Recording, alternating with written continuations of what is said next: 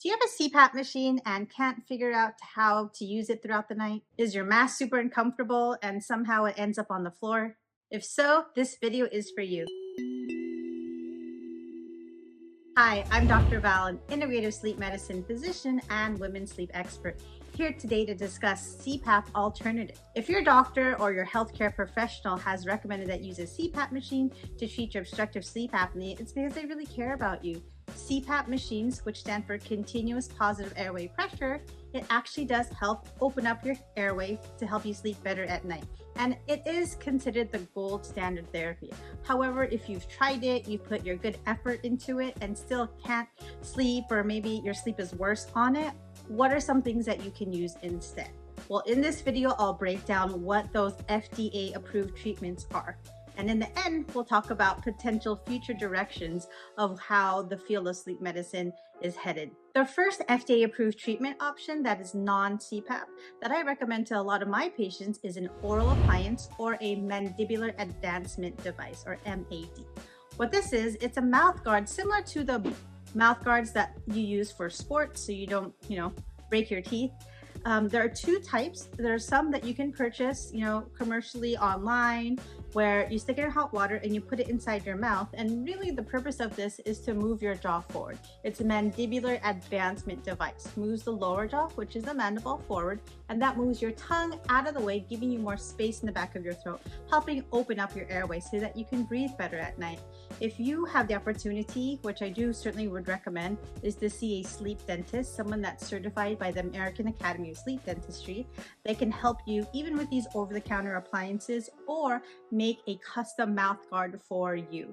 Your insurance actually may pay a portion, which is super helpful because the custom mouth guards are a lot more comfortable, they're thinner plastic, and it's really important to have someone monitor your mouth, because if you sleep 6 to 8 hours with your jaw forward, if you don't have a retrainer or do exercises to move the jaw back, I have seen patients have self-treated themselves. Now their jaw is like this and they have a hard time chewing. They may actually need surgery to move their jaw back in place. So not a good scenario. See someone who's an expert in oral appliances or mandibular advancement device if you're going to go down that route to help treat your sleep apnea.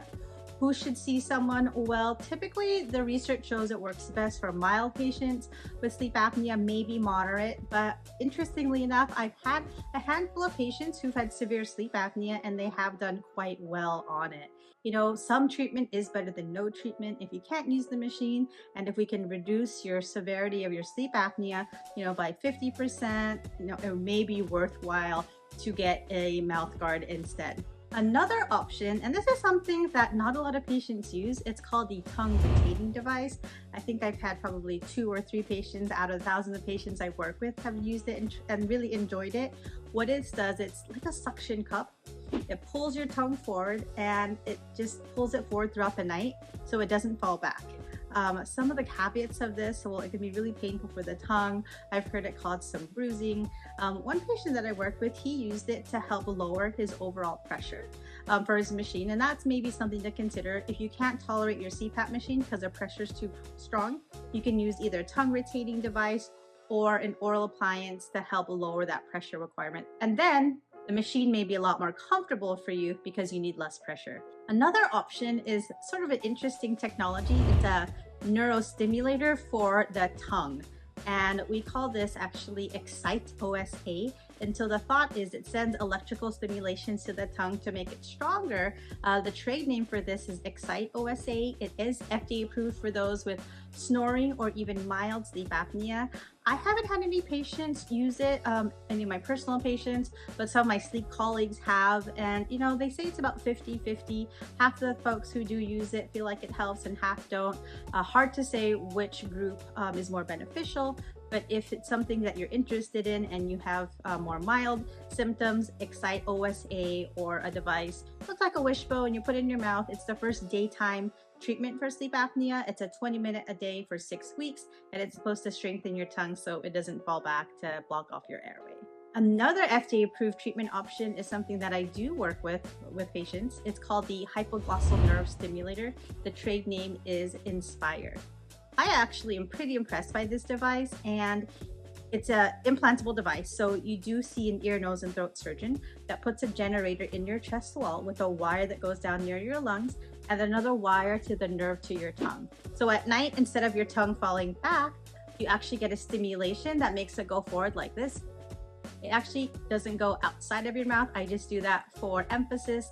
And really what it is, it's keeping your tongue from falling back by protruding it forward. That's the hypoglossal nerve stimulator, or Inspire therapy. The best part about this, I think, is if you're someone who travels often, you don't have to bring your machine and mask with you. All you need to do is bring this. It's your remote control and you turn it on and off at night. Pretty cool, right? Another option to treat your sleep apnea that isn't a medical device or something that's necessarily FDA approved is just sleeping more upright. So if you already have a recliner, what you can do is just sleep in your recliner. The more your torso is raised, you're fighting the effects of gravity, pulling back your tongue to close off your airway. Another option is if you have an adjustable bed. Again, same idea. The more your torso is raised, it keeps your tongue from falling back. It may not prevent all of your sleep apnea symptoms, but really it can be super helpful. Another thing too is sleeping on your side, trying to avoid to sleep on your back.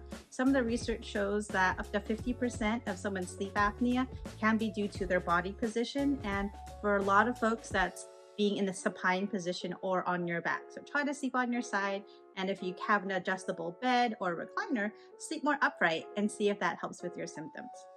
Future directions, we don't have them out already yet, but there are a lot of really great researchers looking for medications to help improve sleep apnea, from controlling your brain's respiratory center or even using anti-obesity or weight loss drugs to shrink the fat in your tongue or around your neck to help you breathe better at night. I hope you found this video helpful on different alternative options to treat your obstructive sleep apnea.